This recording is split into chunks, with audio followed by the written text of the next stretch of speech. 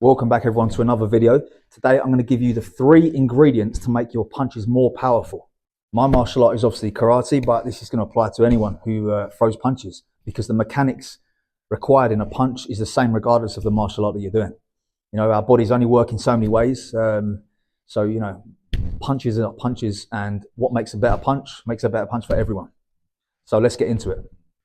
So the 3 ingredients are, number 1, technique. Without good technique, the punches are going to have no power because we need to be mechanically sound with our technique in order to deliver that power. Number 2 is the actual power, you know, the strength or the conditioning to make the power. And number 3 is the condition of the weapon or the hand in order to transfer that power into a strong punch and land on the target without damage to yourself. So number 1 then, technique. We must make sure, and again, I'm talking from a karate perspective, but as I said, it doesn't matter too much what martial art we come from. The same rules apply. We must make sure that the arm is lined up correctly with the shoulder and through the hip, and we are generating force through the hip into the target to make good technique. So some of the common mistakes that I see when people are doing their karate or their punches is they're kind of flicking elbows out to the sides, you know, this way, flicking the elbows out and making a punch like this. We want to keep the elbows close to the body, and we want to be sending from a close position here. Hooks, of course, are different, but we can come to that in just a second. But I'm talking for the moment, straight punches. We want to make them as direct as possible with as little telegraph as possible. The more direct it is, the more speed we can have and the more power we can generate due to that increased amount of speed. So one thing I talk about a lot in karate, especially when I'm coaching, is the importance of a strong stance. Okay, in order for us to deliver something strong up here, we need to have a strong foundation down there. So what I want to be thinking about then is a nice balanced position. You know, I'm not too narrow where I'm going to throw myself off balance. I'm wide enough to have a good, stable, strong position with the ground. And I'm also just putting pressure on the balls of my feet so I can press through the floor this way. Okay, I don't want to be sitting back on my heels, sending my hips back, and then obviously as a result, bringing my body forwards. I want to be sitting here into a stance and I can press through the ground in order to make my power in my punch. So when I'm teaching, I kind of almost use the idea that I'm hitting them with the floor. I'm pushing the floor away and then transferring into that punch as a result. So the energy is kind of pushed through the ground here, through the ground as a result, through the hip, through the shoulder, and into the punch at the end. So that's my kind of chain of events that I'm trying to teach in order to make as much power in that punch as we can possibly get. The second part of technique then, of course, is alignment of the wrist. If we are landing with the punch on the wrist is flexed up or downwards, we're going to end up buckling our wrist. And no matter how powerful the punch is, if we're buckling that wrist at the end, the damage is going to be on us and not them. So we must make sure that the wrist is straight. Now we have a good straight position on that hand. Everything is aligned down the shoulder. There's no kind of kinks along the way, you know, along that chain. We don't want to have anything kind of sticking back out here, you know, shoulder back. So we're sort of sending energy in the wrong direction. Everything wants to be nicely lined up with that stance, with that hip, with that shoulder, and then into the wrist at the end. For a punch with no gloves, a bare knuckle punch, I want to be landing with my first 2 knuckles, okay, the first 2. Okay, so making sure that that's what's landing on the target. And then again, as I said, everything lined up nicely and correctly. Another aspect of technique is also timing. We have to time the punch correctly. Okay, so it's no good just kind of whipping the hip and then the arm comes out afterwards. There are a number of ways that people teach this, and different styles will have different kind of ideas. What I like to think of really though is to start from here maybe. The hand starts to go first because I don't want to show anything before I start moving, right? So my hand starts sending towards the target, and just as it's about to land, I kick that hip in now because that's when I want the power. I want the power in them, you know, in the target.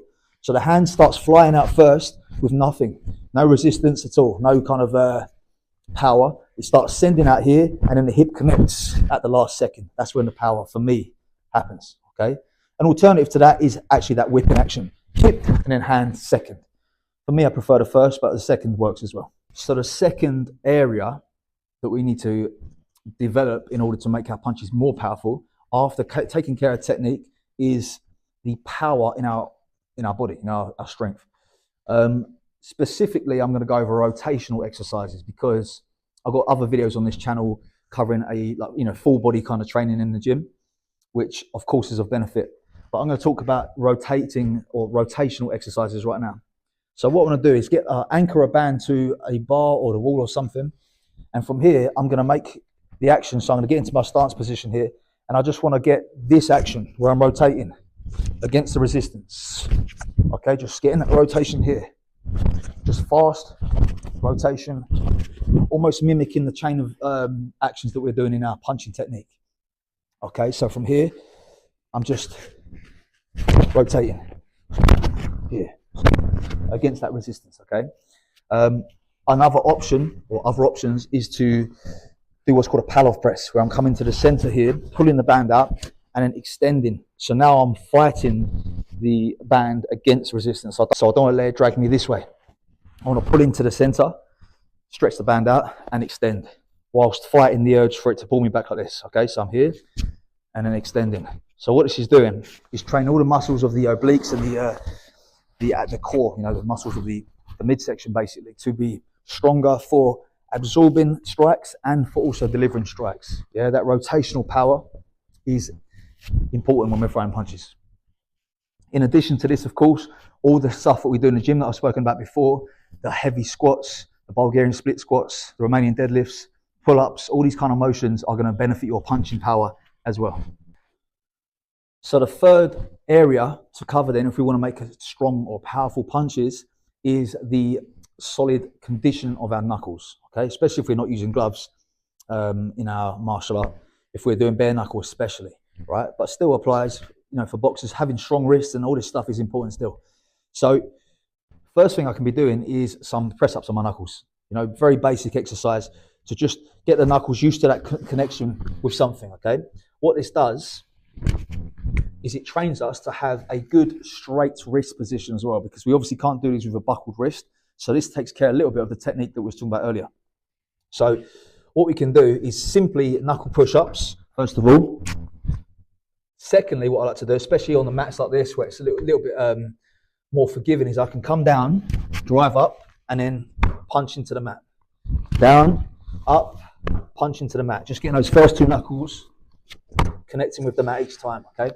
So we can start off gradually with that. You ain't got to start smashing it as hard as you can to begin with. Just get the knuckles used to the connection and then progress from there. Other ideas are, of course, like a makiwara, which I use in my home gym, or sandbags, like Wing Chun will use more of a sandbag, like a wall-mounted sandbag, or just simply pads and bags, hitting things with the bare knuckles, trying to get them used to that impact. So if we have a target here, we can, like I've said before, I like to start sometimes building my technique up from the end and then coming back. So I like to find my connection point here with the target. So feel like, get the feeling of what it feels like to land the technique first, then reverse it back out and then try and find that position again. Okay, so find that connection point and just start building up and just understand how that feels to make that punch. I'm starting off slowly at the moment. This is a very soft pad, so it's not overly conditioned, but we can start building up the punch from here once we understand how it's meant to feel this way. So hopefully that's given you a few different ideas. A little recap very quickly. The 3 areas in order to improve our punching power is, first of all, technique. Secondly, strength and physical power. And the third one is conditioning the hand to transfer that power into the target at the end of the punch. If you enjoyed this, don't forget to leave me a comment down below. Let me know what else you'd like to see on this channel, and don't forget to subscribe, and I'll see you next time.